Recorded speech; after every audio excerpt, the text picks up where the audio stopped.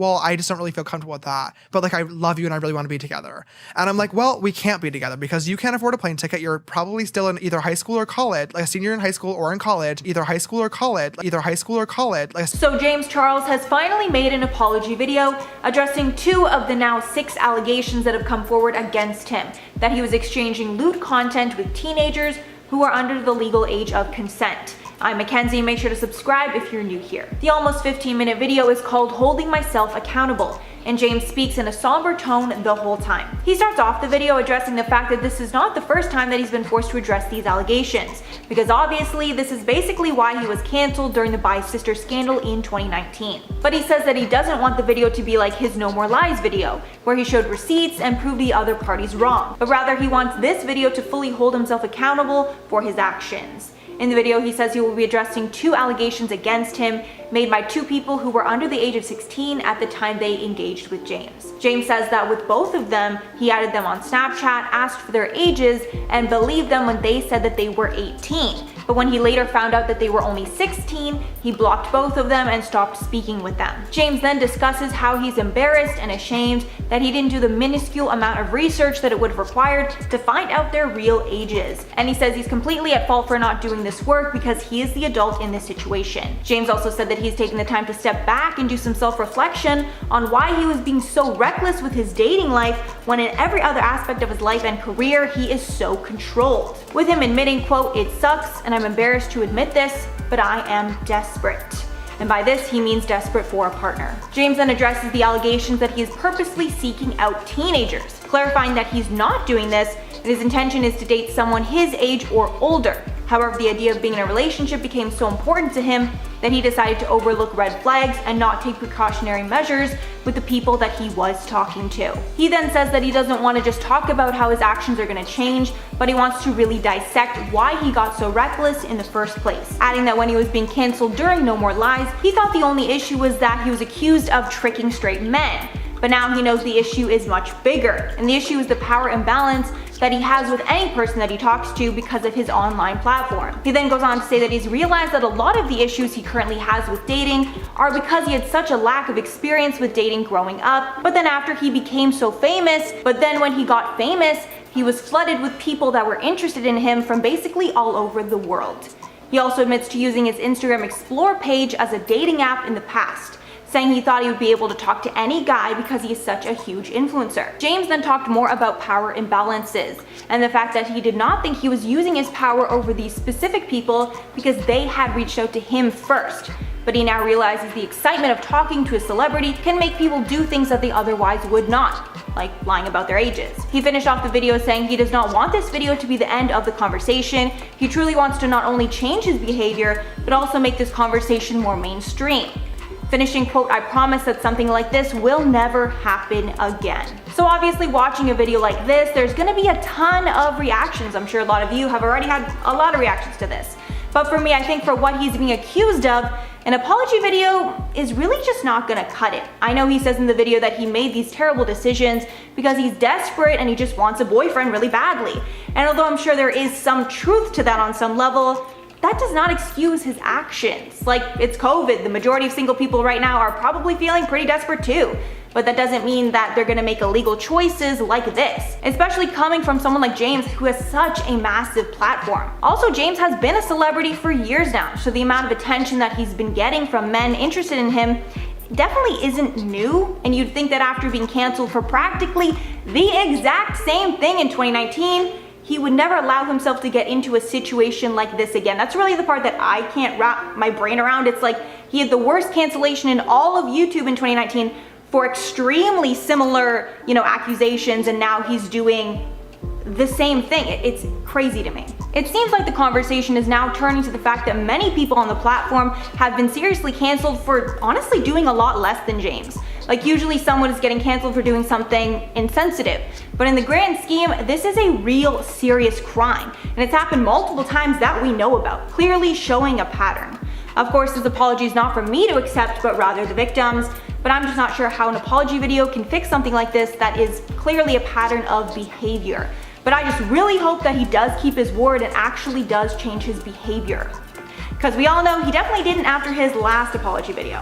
As soon as you go in to the Team 10 house, right on the side of the wall, there's this thing that like takes your picture and has you sign an NDA form. New and serious allegations are being brought up right now against Jake Paul after he allegedly forced himself on a woman that he made sign an NDA. A TikToker named Justine is now exposing Jake for what he did, regardless of any legal recourse that she may face for it. I also must warn you that due to the sensitive nature of what we are discussing today, certain words will have to be censored. I'm going to get into all the details in a moment, but first, if you can do us a big favor and tap that like button, we would really appreciate it. And with that out of the way, let's begin. As I said when we started this video, we have some very serious allegations being brought forward right now against Jake Paul from an incident that took place in July of 2019. The victim, Justine Paradise, released a 20-minute video with receipts fully explaining the ordeal that took place in the Team 10 house at the hands of Jake Paul. Def Noodles highlighted perhaps the most important piece of this video in a tweet saying, Jake Paul allegedly sexually assaulted TikToker Justine Paradise. Justine says she rejected Jake, telling him no, but Jake allegedly said, if nothing is going to happen, then what's the point? She later alleges that Jake allegedly forced himself on her. Throughout the video, Justine conceals the names of her friends that first led to the introduction of Jake Paul and said that it started when an acquaintance she called Michael asked her to hang out. Upon arriving at the address that Michael had sent her, she soon realized that it was the Team 10 house. She goes on to say, I was a little thrown off. I didn't even know we would be going to the Team 10 house. Then Jake came up to me and asked me for my phone number. He was really awkward. I don't know if it was just me, but he was really awkward when he was talking to me. According to Justine, the earliest text messages between her and Jake was June 1st, with the last one she received being on July 20th, which is also the day that she said she was by the YouTuber. She also compared the way that he was acting around her to that of a middle school crush. He would do weird things like text her when they were in the same room instead of, just going over and talking to her. Regardless, Justine viewed this as perhaps just another socially awkward famous person who was simply used to people throwing themselves at him. According to her, it began with Jake Paul grabbing her hand and leading her to his room, and then she goes on to say, we were dancing in his room, then we were like kissing and stuff, and then he took it to his bed. Normally everybody respects me when I don't want to do sexual things, so I thought it was fine when I went to his room, and I thought it would be fine to kiss him, because I thought he would stop if I didn't want to do anything else. However, that just wasn't the case, and after Jake expressed his frustration for not getting what he wanted, he just took it, and then suddenly flipped this kind persona that he was presenting to Justine. She then goes on to say that upon denying Jake's advances, he got fed up and said, well, if nothing's going to happen, then what's the point? Before standing up and then assaulting her. Yes, right after she made it clear that she wasn't interested in going any further with him, Jake acknowledges the lack of consent in his response and then does this. She goes on to say, I couldn't tell him not to, he didn't ask for consent or anything. Like he knew I didn't want to do anything with him because he said if nothing's going to happen, what's the point? She continued adding that after the alleged incident, Paul cut off all communication with her. He didn't ask for consent, and despite that she fully told him that she did not consent to what he was doing, that only made Jake want to force himself upon her further. Now I watched the entire video that Justine put out, and I honestly believe her when she says that she's not doing this for any attention. The only attention I can see her wanting is drawing eyes to the problematic behavior of Jake Paul. This is simply a woman who was put through hell, and instead of staying quiet, she wants other women to know what to expect if they decide to go down that same road. Also, for those comments who are inevitably going to say, why would she wait so long? First of all, she thought that signing an NDA meant that she gave up her right to say anything, which is just absolutely heartbreaking. Can you imagine being assaulted and then just having to live with that for over a year because you're scared to get attacked again online? We need to do a better job in our response to stories like this. And I see way too many people attacking victims, and it makes me sick to my stomach. If you continually attack victims, people who have been traumatized will never want to speak up, and in turn, this loser gets away scot-free. We can't let this happen. So please, when hearing this story, just think about what you're going to say before you comment, and for an added filter, imagine you had to read the comment you write out loud to your mother. That should help. The latest allegations being levied against YouTuber Jeffree Star were recently made public in a TikTok by user Drake Cherry. In the video, Cherry says that Jeffree approached him at a concert in Anaheim, California. The event happened to be all ages, and without his consent, he alleges that Jeffree grabbed him from behind. In a quoted statement, Cherry says, in between one of the bands, I went outside to have a cigarette, and then I bent over to tie my shoe, and someone grabbed my ass. Someone grabbed my ass. It was like a grab, not a tap. He then goes on to say, I immediately popped up, and you're never going to guess who it was. Jeffree Star grabbed my ass. Cherry then went on to say that he was underage at the time, however he would not confirm exactly how old he was. Although we should take allegations like this seriously because this is not the first time that Jeffree Star has been accused of acting inappropriately, for lack of a better word that YouTube won't let me use. He's been accused numerous times of SA.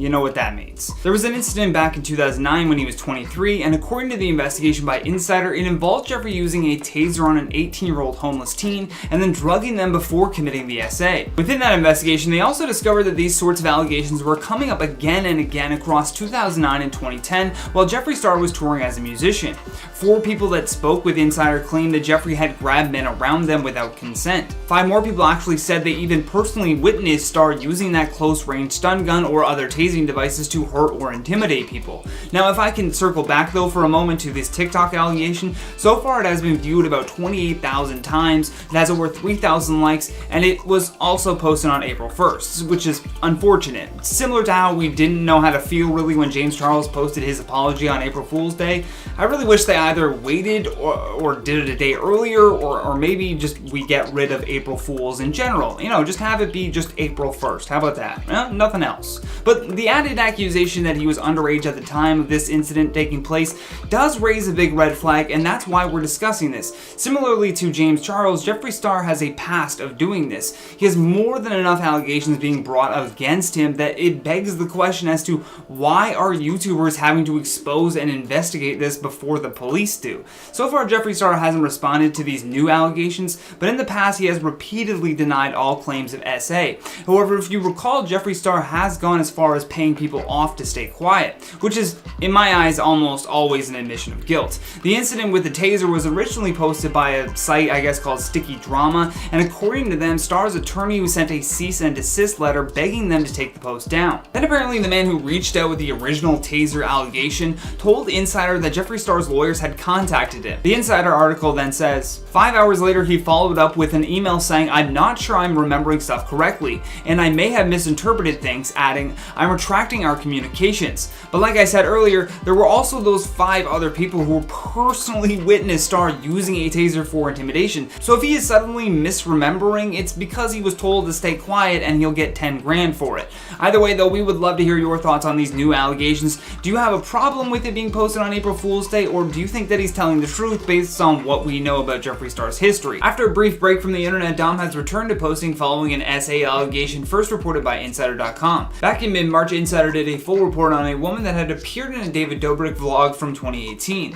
The night of that vlog being filmed, the woman alleged that Dom had taken advantage of her, for lack of a better word that YouTube won't let me use. According to her, she had been given alcohol by members of the vlog squad and at some point blacked out, to the point where she definitely was not able to consent to having sex. Footage from that night of the earlier vlog was then uploaded a few days later and presented as a threesome storyline that involved Dom. Before the video was taken down at the woman's request, it had already been viewed over 5 million times. In response to the allegations though, Dom put out a poorly done half-ass apology video called Addressing the Drama. It was posted on March 9th and it currently has 111,000 dislikes. And the top comment reads, "Man, just own the fact that you deserve to be in jail for your actions. And here's why." The main reason I'm making this video is to hold accountability for my actions and, you know, not only apologize to, you know, people that I worked with that I may have disrespected, but also to other people that were affected by my actions. First of all, how on earth can you refer to SA as drama? That's called an allegation, and based on the evidence provided from his own friends and colleagues about his behavior, I'd say that it's not that far-fetched that this actually happened, so just address it directly, but instead he told his life story and just hoped that someone would see him as a victim of circumstance. However, that was not the case, and if you go to that video on his channel, the comment section is pretty much leading towards this guy needing to be in jail. What's crazy is that David Dobrik had tried harder to apologize than the actual person who committed the crime. Now in a turn of events though, Dom has started posting to TikTok again, where he currently has about 2.7 million followers. In the first video, he is laying out in the sun waving $100 bills as 2 women pour him a bowl of cereal, and the caption just reads, "Living my best life." And in another video, he does this.